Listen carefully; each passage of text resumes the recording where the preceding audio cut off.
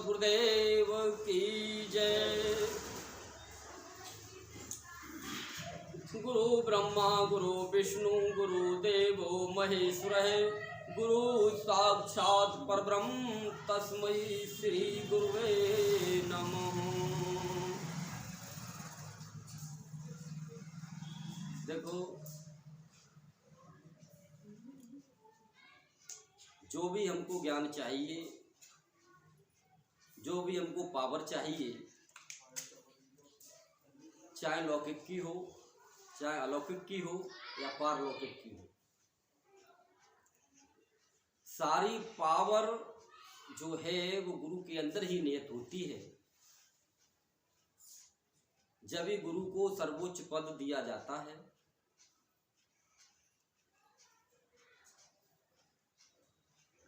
अगर हमको भवसागर भी पार करना है,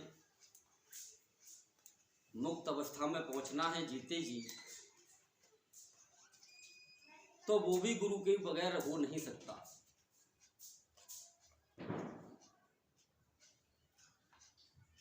तो गुरु के सानिध्य में जाकर के हमको अपनी जिज्ञासाओं को शांत करना चाहिए, क्योंकि जब तक हमारी जिज्ञासा शांत नहीं होगी तब तक हम भजन लायक बनेंगे ही नहीं। भजन हमारा जब भी बनता है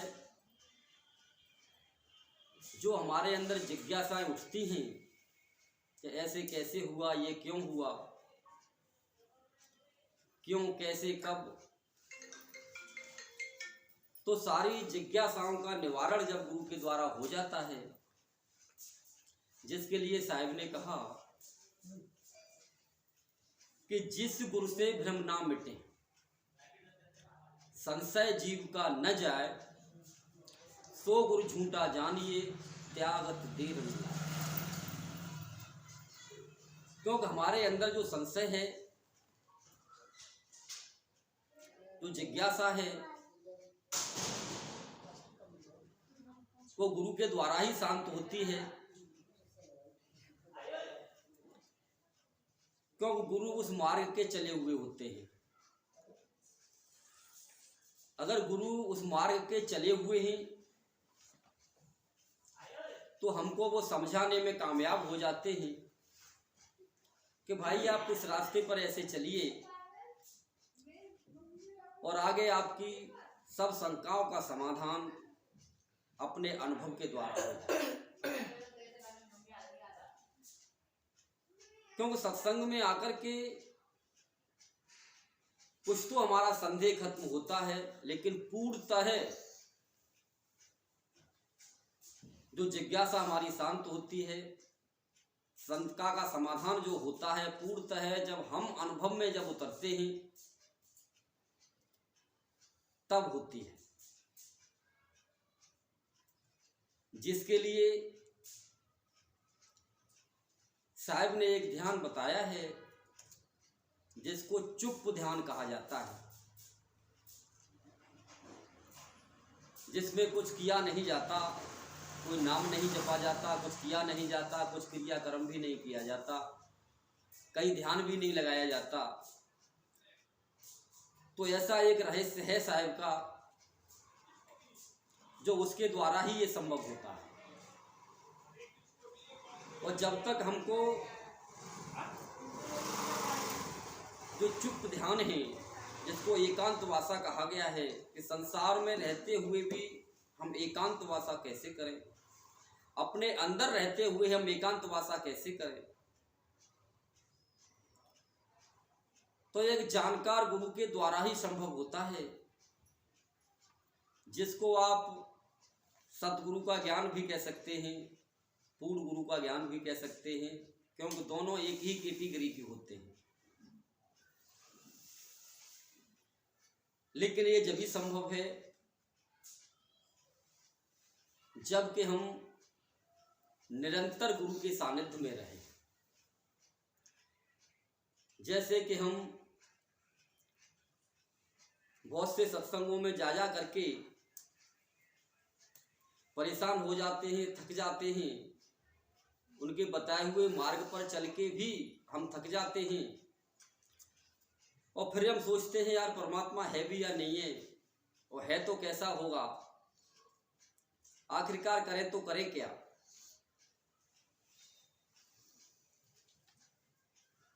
तो इसके लिए यही है कि हमको सत्संग पर और ज्यादा जोर देना पड़ेगा, अपने शास्त्रों को और संतों की वाणी को हमने और मनन करना पड़ेगा। तो उसमें से ये चीज निकल आती है कि आखिरकार हमको क्या करना है, क्या नहीं करना चाहिए, या संतों के सानिध्य में जाकर के हम सत्संग करते हैं, निकल आती है। लेकिन एक चीज बहुत ही भयंकर होती है, इसका हमको हमेशा ध्यान रखना चाहिए। देखो, जिस तरह से आजकल हम सुन रहे हैं कि अधूरा गुरु और पूरा गुरु, बहुत चर्चा में है ये बातें, और आज तक कोई भी पृथ्वी पर ऐसा नहीं हुआ जो यूं कहे कि मैं अधूरा गुरु हूं। सब अपने को पूरा ही बताते हैं। तो निर्णय करना बड़ा मुश्किल हो जाता है कि हम कैसे निर्णय करें, क्या करें, कहाँ जाएं, क्या नहीं करें। जो कुछ हम कर रहे होते हैं वो भी नहीं कर पाते, वो भी हमारा छूट जाता है।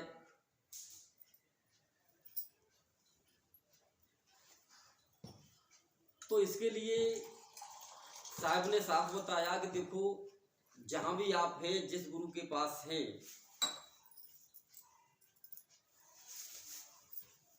कहां से मिलेगा? भजन से ही मिलेगा, सत्संग से ही मिलेगा। लेकिन आगे की खोज भी करते रहें, यानी जहां पर आप हैं वो सत्संग भी करना है, भजन भी करना है, और आगे के लिए खोज भी करनी है कि अगली क्लास में कौन सा टीचर ठीक है, कहाँ की यूनिवर्सिटी बढ़िया है, जहां जाकर के हमको एडमिशन लेना है, जिससे कि हम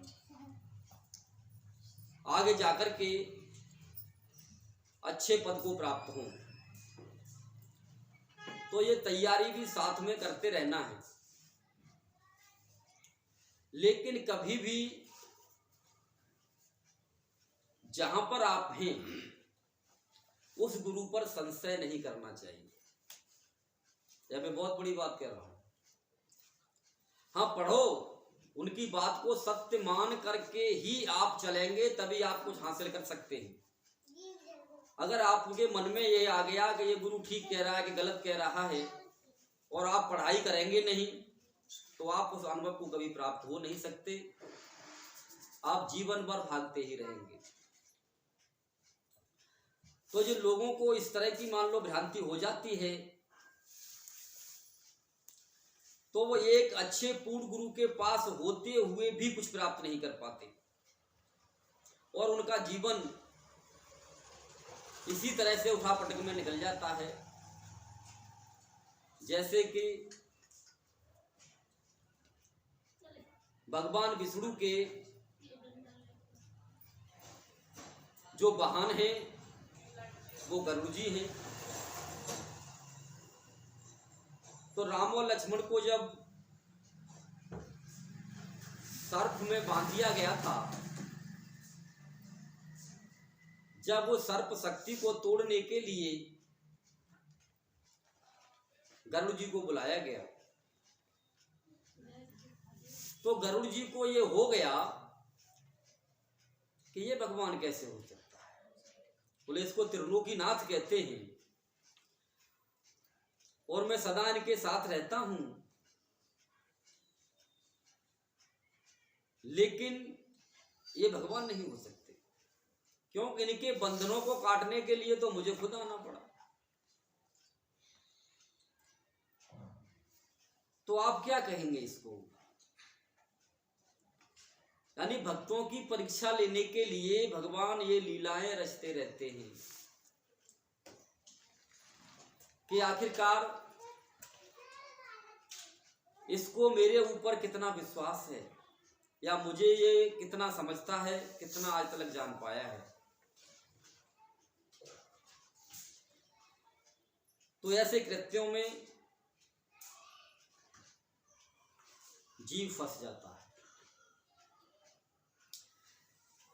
जब उसके अंदर से अपने इष्ट के प्रति ही, अपने गुरु के प्रति ही कोई ऐसी बात हो जाती है कि यार ऐसा गुरु कैसे कर सकता है, इनमें ज्ञान की कमी हो गई, क्या हो गया क्या नहीं हो गया, लेकिन जिसको ज्ञान है वो तो निकल जाता है।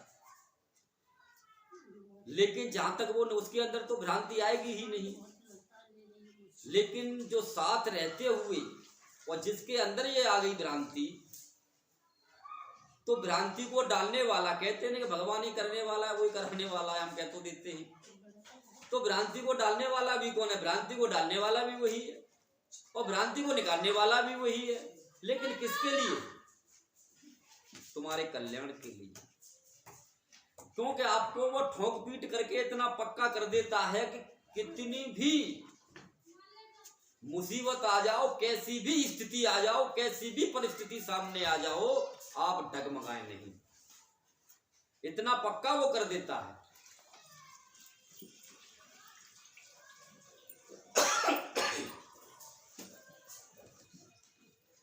तो देखो, यही गुरु का सानिध्य होता है।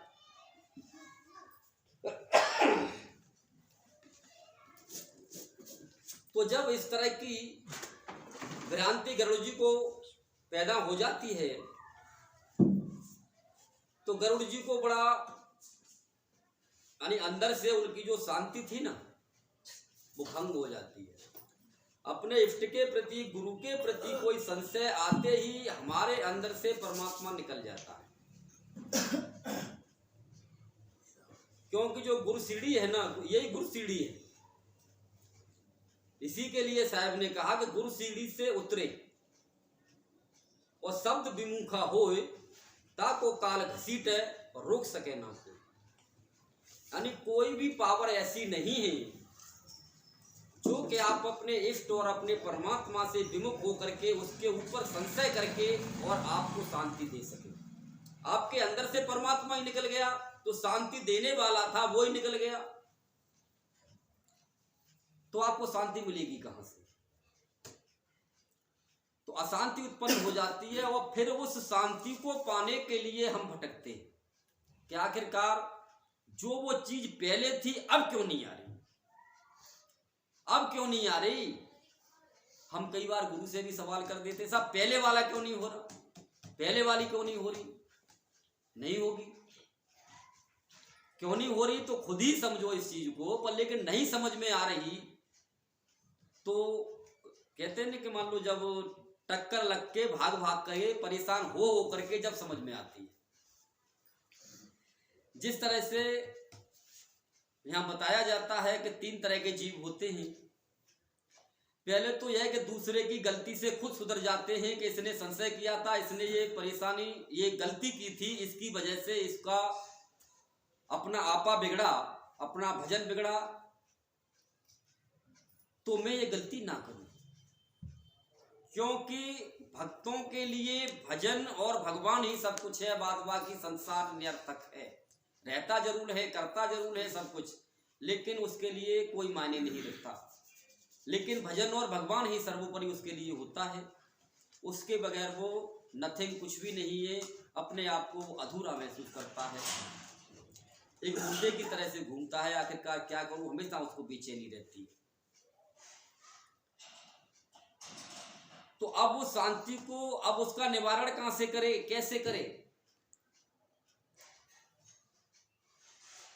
क्योंकि अब जिसके प्रति संशय किया, ऐसा बहुत कम हो पाता है कि आप जिसके प्रति संशय करें और उससे ही जवाब मांगे, बड़ा मुश्किल है, नहीं हो पाएगा। क्योंकि जिसके प्रति संशय कर रहे हैं वो कितना भी समझाए, कितना भी बताए, आपकी समझ में आने वाला ही नहीं हो। क्योंकि संशय तो उसी के प्रति किया आपने, तो बात नहीं बनती। तो अब उसका निवारण करने के लिए गरुड़ जी भागते हैं वहां से, तीनों लोकों में भागते फिरे, ब्रह्मा विष्णु महेश के पास सब जगह गए कि भाई मैं क्या करूं, क्योंकि मेरे अंदर से परमात्मा निकल गया।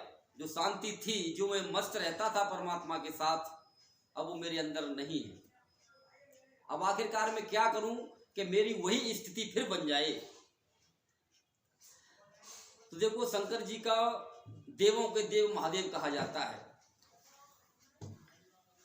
जबकि वो तमोगुण में रहने वाले हैं। तमोगुणी कहा जाता है उनको, क्योंकि वो संहारक करता है। यानी मीठी मीठी बातें नहीं करते, वो मीठी मीठी बातें करके फंसाते नहीं किसी को, डायरेक्ट कर देते हैं जो भी करना होता है। लेकिन फिर भी उनको देवों का देव, सब देवों से बड़ा महादेव कहा जाता है, क्योंकि उनके पास में एक ऐसा राज है कि कर्म करते हुए भी वो नेहकर्मी रहते हैं। क्यों कि आज शास्त्रों में कम ही उल्लेख मिलता है, लेकिन वेदों में मिलता है। सामवेद के पाताल कंठ में बताया है। क्यों कि शंकर जी के गुरु भी कबीर साहिब हैं। तो जिसका गुरु स्वयं कबीर देव कबीर साहिब होता है, क्योंकि कबीर शब्द की बात है यहाँ पर, कबीर कोई शरीर की बात नहीं है। क्योंकि लोगों को ये भ्रम पैदा हो जाता है कि कबीर साहब तो 600 वर्ष से आए हैं, 600-700 वर्ष हुए हैं, और वो जो वेदों में लिखा गया है वो तो अनंत काल से वेद हैं, आजकल से है क्या? तो भाई परमात्मा भी अनंत काल से है। तो कबीर शब्द आखिरकार कबीर है क्या, उस शब्द को हमने जानना होता है। तो जिसके पास में कबीर शब्द है, उसके पास में कर्मों को काटने की जड़ी हुआ करती है।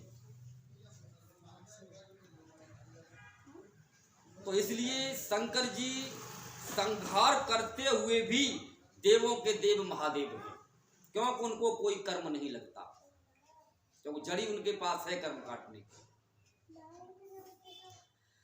जबकि वो साक्षात शंकर जी के पास भी गरुड़ जी जाते हैं और कहते हैं कि प्रभु अब मैं क्या करूं, मेरे साथ तो ये बड़ी अनहोनी हो गई कि मैंने अपने गुरु के प्रति ही, अपने इष्ट के प्रति ही, अपने भगवान के प्रति ही मैंने संशय पैदा कर लिया कि भाई ये परमात्मा कैसे हो सकता है, इसके बंधन तो मैं काट रहा हूं, अब मैं क्या करूं, अब मेरा समाधान कैसे हो। बोले ब्रह्मा जी ने भी मना कर दिया, विष्णु जी ने भी मना कर दिया, और जो देवता थे सनक सनंदन वगैरह दुनिया भर के सबके पास में घूम आया, सबने मना कर दिया। आखिरी आसरा आपका ही है, आप बताइए। तो उन्होंने कहा कि देख भाई, अगर आखिरी आसरा मैं ही हूं तो मैं तुझे सही रास्ता बता देता हूं कि इसका एक ही रास्ता है। बोले क्या? कि तू पहाड़ की चोटी पर वहां जा, जहां पर कि काक भुसुंड जी सत्संग कर रहे हैं, और उनसे जाके पूछ। तो अब देखो, गगन की बातें तो सभी करते हैं, कहते हैं पहाड़ की छोटी गगन पे, तो अम्मा गगन में कहाँ काक भुसुंड जी बैठे हैं, कहां पे वो सत्संग चल रहा है। हमेशा सत्संग कोई अनहद नहीं है, सत्संग कोई प्रकाश नहीं है। जैसे सत्संग यहां चल रहा है वहां भी चल रहा है। अभी अलौकिक बातें हैं, लौकिक भी हैं। तो बोले उनके पास जा, तब तेरा समाधान होगा। अब गरुड़ जी कहते हैं कि प्रभु मैं गरुड़ हूं, भगवान विष्णु का सेवक हूं, और तुम कहां भेज रहे हो? कौआ के पास में। कौआ मेरा समाधान करेगा? बोले भाई मेरे को सर्वोपरि मानता है तो चला जा, नहीं तो भटकता फिर, सीधी सी बात है। तो हकीकत में सत्य यही होता है, जब इस तरह के मान लो किसी को भी संसार में अपने गुरु पर इस तरह की भ्रांति हुई है, तो वो इस ज्ञान को प्राप्त करे, किसी ऐसे गुरु की तलाश करे जहां पर के काक भुसुंड जी सत्संग कर रहे हैं, वो सत्संग से मिला दे। कहां पर मिल रहे हैं? पहाड़ की चोटी पर, जिसके लिए कहा गया ना, गुरु हमारा गगन में और चेला है चित माहे रे। देखो चेला है चित और सूरत सबद मेला भयो और बिछुड़त कबहू नाही रे। यानी कोई ऐसा गुरु हमको मिले जो सुरती और शब्द का ऐसा मेल कराए कि परमात्मा हमारे से बातें करने लगे। जिस तरह से काकभूषुंड जी ने सत्संग करके उनके सारे संशय को काटा। कैसे काटा? जब गरुड़ जी पहुंचते हैं तो कहते हैं कि हे प्रभु, भगवान शंकर जी ने आपके पास मुझे भेजा है और मेरी ये समस्या है और आपके अलावा अब कोई मेरा सहारा नहीं है। आखिरकार मुझे कोई रास्ता दीजिए कि किस तरह से मैं उस सत्य को प्राप्त हूं जो कभी मैं था लेकिन अब नहीं हूं। हम भी कहते हैं कभी हम परमात्मा के पास ही थे लेकिन अब नहीं हैं। तो ऐसा कुछ मुझे बताइए जिससे कि मैं दोबारा ही उस स्थिति को प्राप्त हो जाऊं कि परमात्मा से भी मिलूं।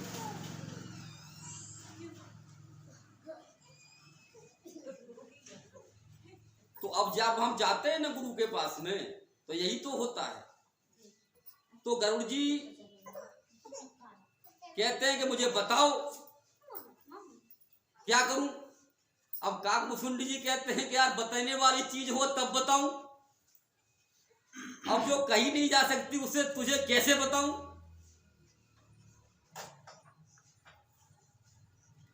क्या किया जाए, बड़ी समस्या पैदा हो जाती है।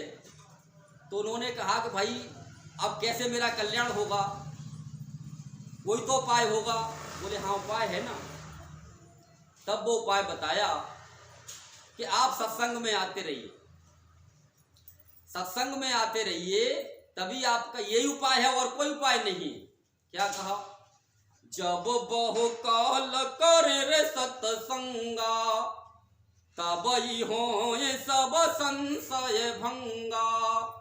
यानी आपके अंदर जो संशय पैदा हुआ है, क्या आत्मा है, क्या परमात्मा है, क्या मन है, क्या शंकर है, क्या कबीर है, क्या जीव है, ये दुनिया भर के जो आपके अंदर जो संशय उत्पन्न हुए हैं कि हम कौन हैं, कहाँ से आए, कैसे जाएंगे, तो इसका कोई उपाय नहीं है, सिर्फ आप सत्संग सुनिए।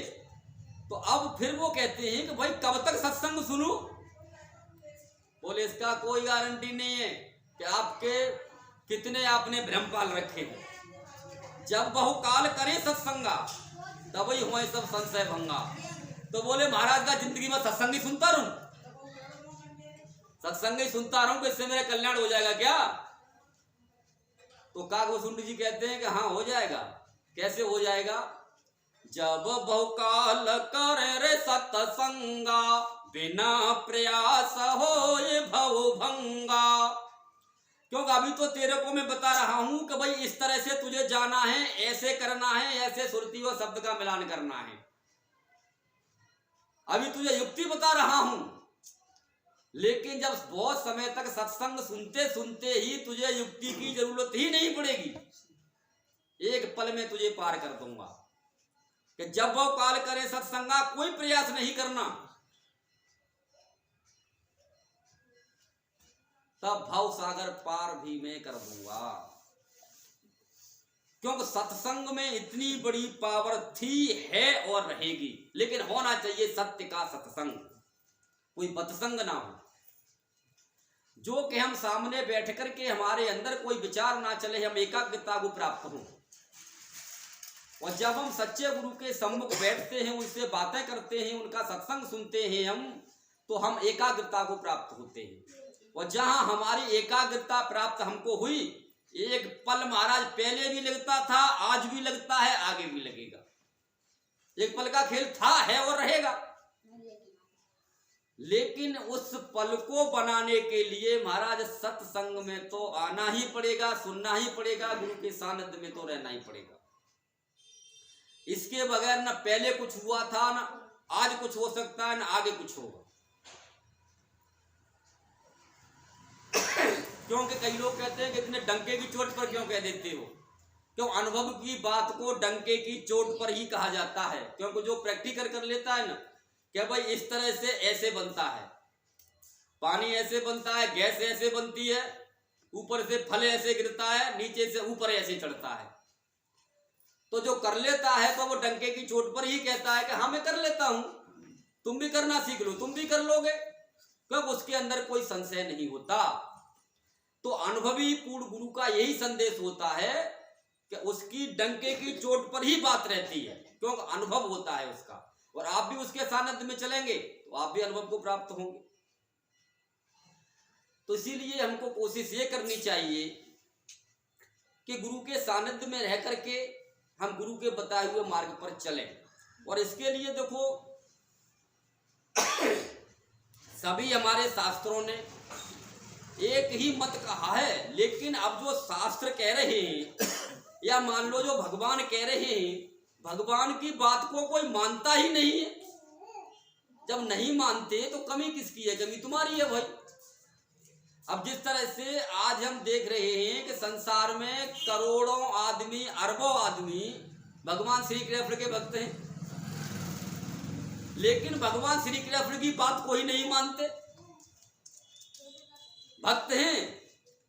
अब इसी तरह से मान लो संसार में करोड़ों पितृ भक्त हैं, लेकिन पिता की बात कोई नहीं मानते। करोड़ों गुरु भक्त हैं, लेकिन गुरु की बात कोई नहीं मानते। तो काय बात के भक्त हो तुम? सिर्फ एक दिखावा है और कुछ भी नहीं। तो जो मान लो अपने इष्ट, अपने गुरु, अपने पिता जो भी हैं, जिनके सानिध्य में हमारा जीवन चल रहा है, जिनके सानिध्य में हम आगे बढ़ रहे हैं, वो अनुभवी होते हैं। तो उन अनुभवकर्ता की बात को हमको मानना चाहिए। अगर आज हम नहीं मानते तो कल को हमारे बच्चे भी नहीं मानेंगे। क्यों नहीं मानेंगे? हमने ही नहीं माने तो वो भी कल को पूछेंगे हमें क्या पता तुम हमारे बाप हो या नहीं, हमें क्या पता, हमें तो दिखाओ भाई। हमने तुमने पाला है, पाला तो यूं कि हमारे तुम्हारे बाप ने तुमको पाला था, उनके बाप ने उनको पाला था, तो ये तो एक परंपरा चली आ रही है। तुमने हमको पाल दिया, हम अपने बच्चों को पाल दिए। काय बात का बाप बेटे का नाता? कोई नाता वाता नहीं।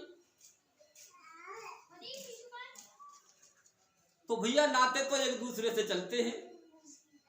भगवान है तो भक्त का नाता है, एक दूसरे का पूरक दोनों होते हैं। गुरु है तो शिष्य है, शिष्य है तो गुरु है, भगवान है तो भक्त है, परमात्मा है तो आत्मा है। तो आगे वाली पीढ़ी हमारे पद चिन्हों पर ही चलेगी। जैसा हम करेंगे कल को वो वैसा करेंगे। इसीलिए स्वयं सब कुछ जानते हुए, शब्द स्वरूपी होते हुए,